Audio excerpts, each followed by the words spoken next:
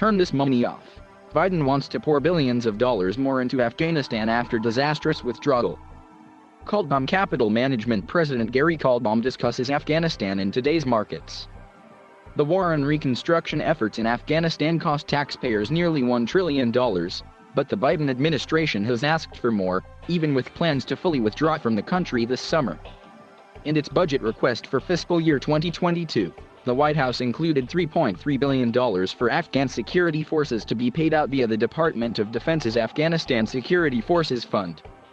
That money would flow to the Afghan National Army, Afghan National Police, Afghan Air Force and the Afghan Special Security Forces, entities that put up little resistance as the Taliban swept across the country in just a few days.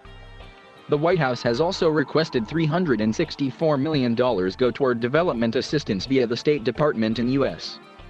Agency for International Development. That money would be aimed at improving access to essential services for Afghan citizens, promoting economic growth, fighting corruption and the narcotics trade, improving health and education service delivery, supporting women's empowerment, enhancing conflict resolution mechanisms, supporting the Afghan-led peace process and bolstering Afghan civil society, the White House said in a June fact sheet. Special Inspector General for Afghanistan Reconstruction John Sopko mentioned the request in a letter accompanying a report, discussing the failures of the reconstruction process. Despite the U.S. troop withdrawal, the Biden administration has requested more than $3 billion for Afghanistan's reconstruction in the coming year, Sopko said. That money is in addition to the $145 billion already spent on rebuilding and the $837 billion dedicated to fighting. While the administration is seeking more money to pour into Afghanistan, the U.S. government has already had trouble managing the vast amounts of cash dedicated to the cause. The report mentions how there was pressure to spend money that became excessive in the period from 2010 to 2012. I'd talk to infantry commanders and ask what they need, and they'd say, turn this money off.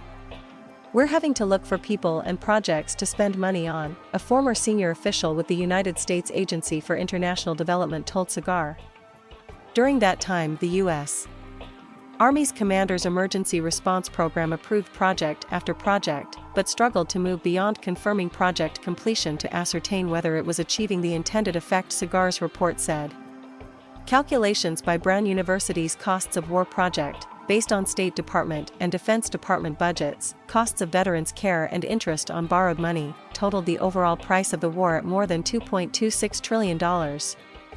President Biden pledged to add to that on Monday when he promised $500 million to help refugees fleeing from Afghanistan.